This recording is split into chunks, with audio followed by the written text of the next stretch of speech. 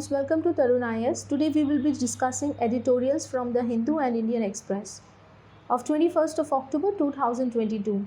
So let's start with the editorial. I've taken this editorial from the Indian Express, and the writer, who is a professor of sociology named Sonal Desai, she has basically pointed towards the deficiency in the recently released Global Hunger Index, in which India has ranked 107 out of 123 countries.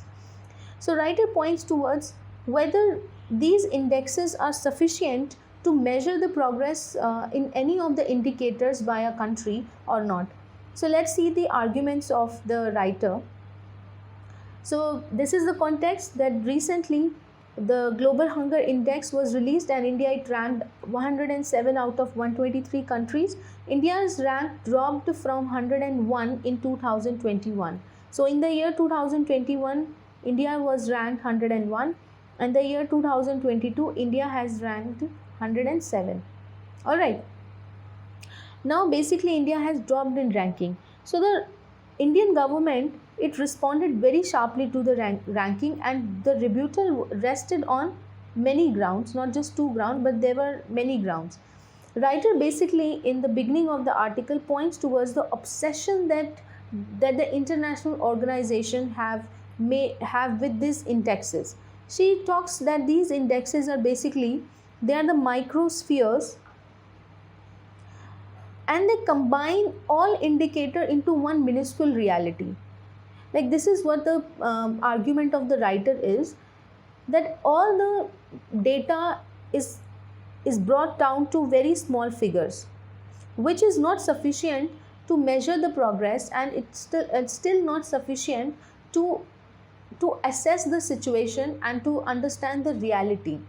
So writer in the beginning talks about that the world has developed this obsession with index. Now the government of India, obviously with this ranking, it responded very sharply.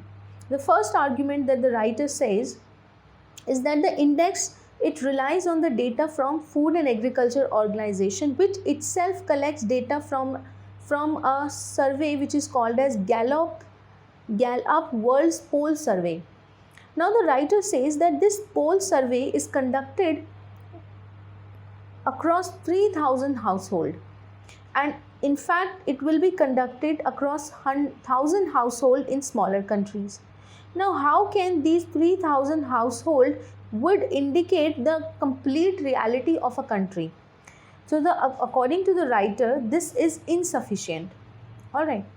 The second thing that the writer talks about is the small size of the sample and the methodology, which is not even transparent. She says that there is lack of transparency when it comes to the publication of such indexes, as the source of the data is insufficient. The sample size, India has, according to census 2011, India's population is 1.2 billion. How can the 3,000 households would be indicating the reality of 1.2 billion of the population? The writer says that Food and Agriculture Organization has basically not published the standard error for their estimates. Now in any of the data analysis, there are certain errors which are inherent. Therefore, our organization in the beginning itself should publish such error in the estimation of their data, and also in the estimation and the complete methodology of the index. So therefore, the writer says that because the standard errors are not published, it becomes difficult to evaluate if the growth of the household which experience hunger is significant or not. Now in the year 2013, the households experiencing hunger was 14.8%, and then it rose to 16.3% in the year 2019 to 2021. The another point that the writer says is that the indicators which are used, the four important indicators which the index used, are they genuine measures of hunger or not, or they are just lumping of the various indicators which having weak link with the hunger. Now in order to understand this complete article, we have to understand what this hunger is. Now if I am to define hunger, then hunger is basically the lack of access to affordable and available to the food items, availability of the food items. So that means there are three facets of the hunger, or you can say there are three dimensions of the hunger. The first dimension is the availability, that the food should be available at all time to all people in the world, and it should be accessible. Even if the food is available, is it accessible or not? It should be available, it should be accessible, and it should be affordable. And hunger does not only means the inability of a person or the lack of opportunity to a person to access such affordable and available food, but it also, there is one more dimension that I can take out from hunger, is the hidden hunger. So what do we mean by hidden hunger? Now hidden hunger basically is related with the level of nourishment. That means lack or deficiency of vitamins and minerals and other nutrients which body needs. This is called as the hidden hunger. That means a person is having food maybe one time, maybe one meal a day, 2 meals a day, or 3 meals a day. However, that meal is not diverse enough, or that meal is not sufficient to nourish the body, to have a physical and a mental well-being. So hunger implies that the lack of access to the food which deprives a person of a healthy physical and mental well-being, right? Now the writer says that whether these indicators genuinely relates to the hunger or not. The indicators which are used by the Global Hunger Index is, the first one is the child stunting. Now what does this child stunting means? And second is the child wasting. Now first we'll talk about the child stunting and then we'll talk about the child wasting. Okay, so we have child stunting.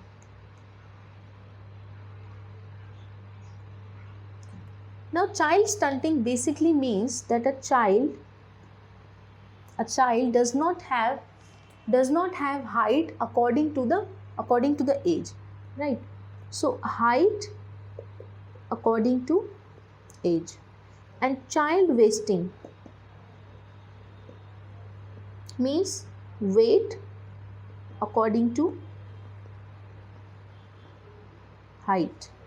This is what the child wasting means. These are two parameters, right? And the third parameter is the undernourishment. And the fourth parameter is the child mortality. Now, child mortality means, usually child mortality is seen in the terms of under 5 child mortality. That means how many of the children die before they attain the age of 5 years. Alright, that is under 5 child mortality. And we can, and in the bracket I have mentioned the weightage which is given to these indicators. Alright, now let's move on to the arguments given by the writer. Now the writer says that yes, we agree that undernourishment is well related with hunger. However, the other 3 parameters which are used in the Global Hunger Index, they are only partially related with the hunger. Because if we take the example of child stunting, then child wasting and child stunting are not necessarily related with only hunger. There are other reasons and other factors also which contributes to child stunting, and hunger is not necessarily the only reason. The writer says that hunger is not an apparent reason and poverty is not a clear cause, because there may be many rich people who will be rich kids and wealthy kids who would be suffering from child stunting, because child stunting has reasons like the congenital reason. That means by birth, something which is related with the genetics of the child. Congenital reasons are there. There are some delivery complications. There are reasons related with the breastfeeding habits.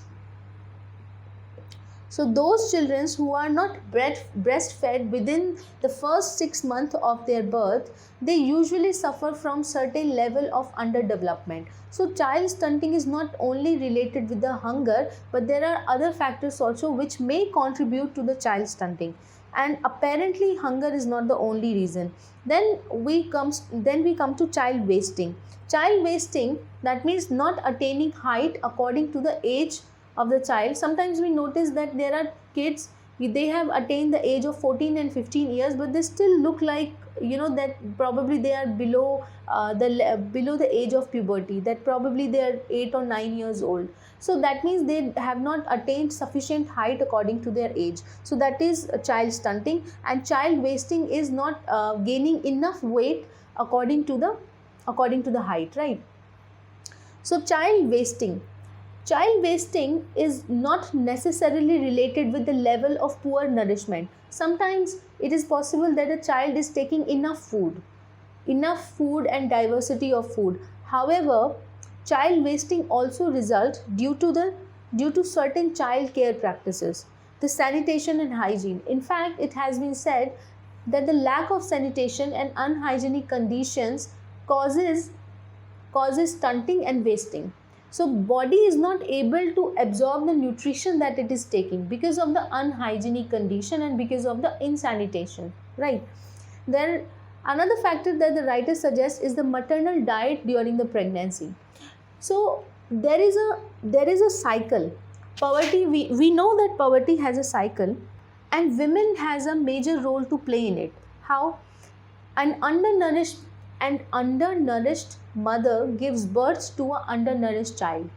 An undernourished child is not does not find the opportunity to develop their body. That means there is a lack of physical and mental development in the undernourished child. So the undernourishment in the children is related not just with their surrounding, but it is also related with the condition of the mother, what the mother has taken during her pregnancy, how the conditions have been post natal. That means after birth of the child, what are the conditions around the mother, whether she has been breastfeeding the child or not, or whether she had the institutional delivery or not. So there are many factors which might result into child stunting and child wasting, and hunger is not the only reason, and that is the reason why the writer says that it is partially linked with the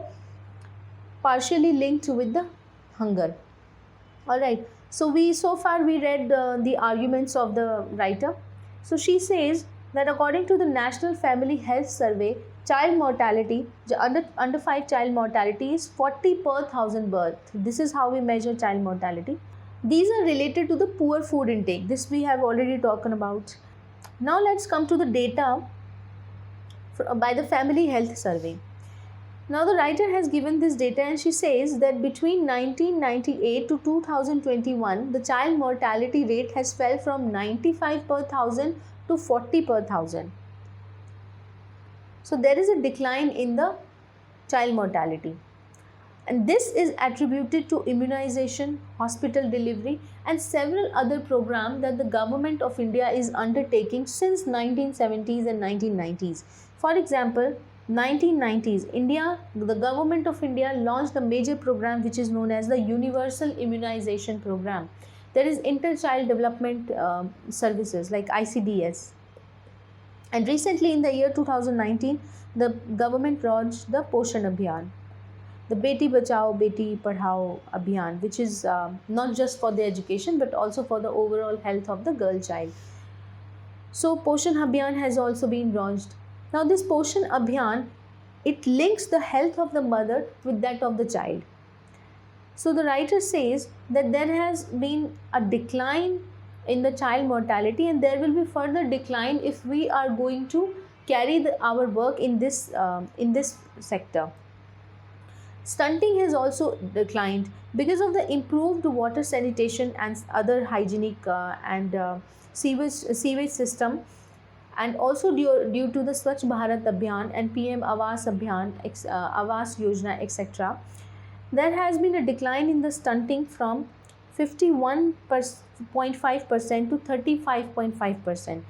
In the National Family Health Survey second round, the child stunting was 51.5%, and in the latest National Family Health Survey 4 or even 5, there has not been much decline further, 35.5%.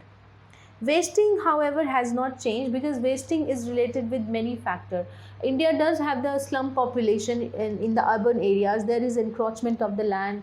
There is unsanitation condition around the slum area. So yes, definitely wasting has not declined as much as should have been, considering the last National Family Health Survey. There is a marginal decline from 19.5% to 19.3%. Now the writer says that in the year 2009, there was an article which was published, and this article was written by Angus Dearden and Jean Derez. Now this Jean Derez, he's a very popular economist. He writes many articles. Now these two economists, they point towards that how the calorie intake has limitations. That means as an indicator of level of nourishment. Now just the amount of calorie does not, it will not corroborate with the level of nutrition, because nutrition is actually associated, or it is related with the intake of vitamins and minerals,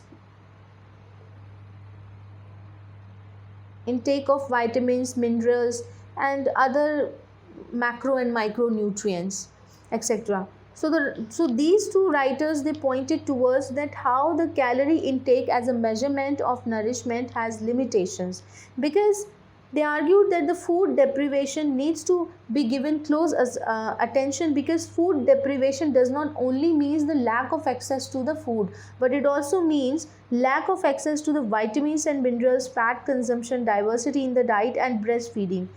Alright, breastfeeding is also important. Like I said, that if a child is not breastfed during first 6 months of the birth, then he or she, then the child, and he or she would suffer from undernourishment and underdevelopment.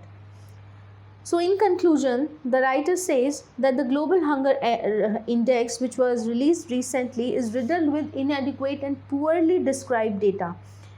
The writer has also given example that how the economist Amartya Sen in the 1990, when the Human Development Index was being designed and published, he raised his concern that indexing everything is not a good idea, and concentrating too much on indexes would not be, it would be a mistake, because index is just one or two number, and it basically presents a very minuscule reality, and these indexes, according to the writer, directs the attention of the government to the cross-national comparison. For example, when the Global Hunger Index was published, it was said that India's ranking has not only declined, it is rather even behind the Pakistan, Bangladesh, and other countries in the South Asia, barring Afghanistan.